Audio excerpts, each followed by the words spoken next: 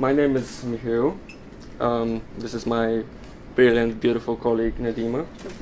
And sorry about that. I'm gonna let her introduce you guys to the project, and then I'm gonna take on afterwards. So my name is Nadima, but I don't mind being calling Nisha instead. So we're presenting to you today our product, which is an app based on BriefW. BriefW guided us to make a fitness journal, which is made to help us improve physical and mental well-being. The original name of the app was called W, standing for men or women, depending on the way you look at it. However, we decided it didn't relate to the actual app, so we changed it to Project W, short for Project Wellbeing. The design is simplistic, made not to scare users, so most of our features are in a multiple choice format.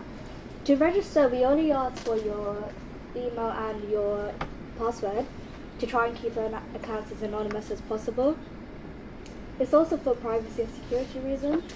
We decided to take out the whole social media element because we felt that there isn't a need for anyone to actually post their own thoughts online, and it's more of a personal use app. So I'll be talking about the fitness journal section. If you could take a look at the second screenshot from left to right, it shows you how a menu will appear. It comes in two sections, the fitness journal and the mood journal, with our logo being at the bottom acting as a back button. So if you move on to the middle screenshot, we have 5 subsections. The first one we've got is sleep patterns. It automatically records your sleep by your phone recording and tracking how long it hasn't been in use from a certain time in the evening to a certain time in the morning. For nutrition and water intake, we've changed the way you'd input data. So instead of putting in carbohydrates, fats, proteins, and you'd put a food or a meal, which will then be compared into a food database and return an approximate value of calories and any other relevant information. Step counts is another optional built-in device that'll just record your movement. Exercise, I think we're all familiar with the benefits of physical and mental benefits. So what our app does is that you can record what exercises you take and search up some tutorials built into the app. On the fourth screenshot, it shows how your sleep patterns will be recorded. For most of these sections, it will be recorded something similar to this. And for all of them, there will be a section on why we collect the data and why it's important, hence the last screenshot. If I can hand over the rest to Michiel. She's gonna kill me for this, but can we just give her a round of applause because she was really stressed out. Anyway, so I'm going to be talking about the mood journal, which is the second part of our app. Throughout the day, depending on when you decide to use the app, the first screen you will see when you go into the journal is going to be the second picture from left to right. So it's basically there to ask you for how you feel today by by that moment. I'm sorry for stuttering, it's just a little bit stressed. So God, give me a moment. It's okay. Yes. You need her stressful. Yes, I do. And everyone was thinking that I'm the calm one. Uh-huh. Take the stressful. Okay, just to start over and clear things up. First screen that the user sees when they use the mood journal is going to be the "How are you today" screen. They're going to have this simple method of inputting by using emojis. How are they feeling? Which is then recorded on that beautiful circular calendar over there, which is to track your progress throughout the month on your feelings.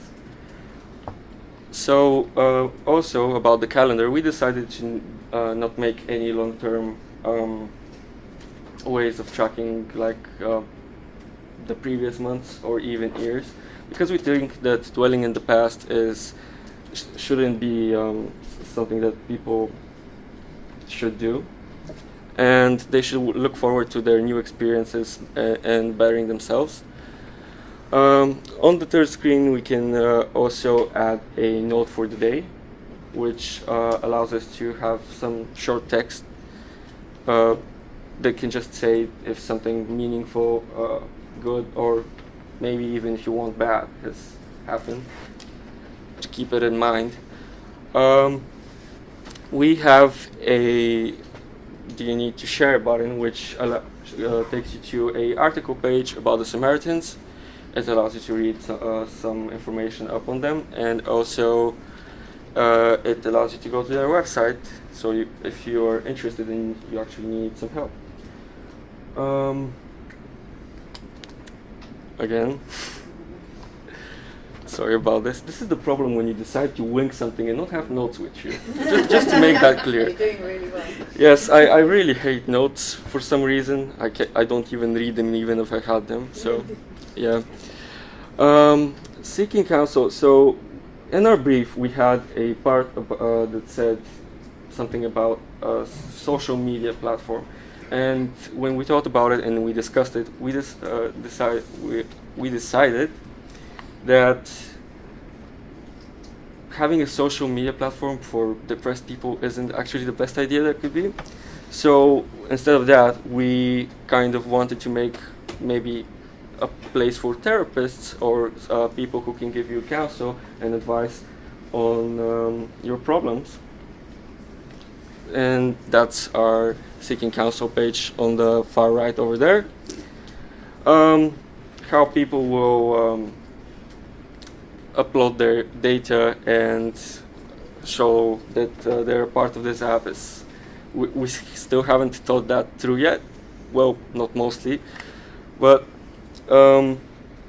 basically that screen is just going to show places near the user where he or she can go to get some help. Am I missing something? Am I not? So that's about it about the Moodle Journal. Digital marketing. So we mainly want to promote our application online. The first thing I want to mention are the Fire tablets that Amazon sells on their own website. It's a great starting point to start sharing the app. They can be built and integrated and sold with the app already running on them. So users don't actually have to look it up and they can see it and maybe be interested enough to try it out. Before going to YouTube, I want to mention all other generic social media that we have. It's countless. We have Snapchat, Facebooks, Instagrams, and whatever else you can think about. You can make a group on it. You can share stuff about the actual application. And for YouTube generally, this is something that my colleague there mentioned and made me think about. A lot of us, teens in particular, spend most of our times on that platform, and we don't just watch cat videos as my parents blame me of. We have favorite people, creators that we follow, that we admire, that have good opinions. And something that we can do is we can contact some of our favorite creators so they can promote our application to their whole viewer base. If they're interested, because this is a non-profit thing, it's a free application. After all, I don't think that you should put prices on stuff like mental and physical health. So that was from us. Thank you for your time, and if anybody has any questions, go for it. What are your future plans after this extensive plans of like 10 years? Future plans in terms of the application, or Extensive plans. if we actually develop it? Yeah. Extensive plans. Oh damn! I didn't plan to there for that, yo. Okay, so let's see. Everybody is talking about implementing AI into mental health, and I think that's not the best and brightest of ideas. I think that we didn't want to add something like that in our application right now, just because having somebody in front of you, talking to you, listening to you, and help you go through with your problems is better.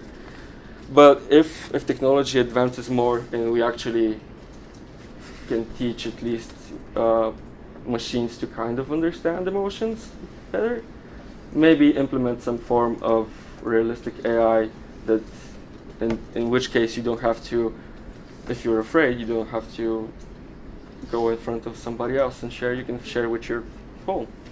So yeah, to answer your question. Good answer. Anybody else?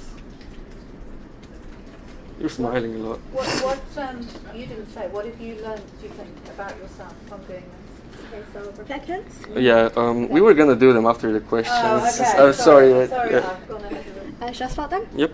Maybe go back. So I'm pretty sure you guys noticed that I had this behind my back the entire time. That's mainly because I get extremely nervous when it comes to public speaking.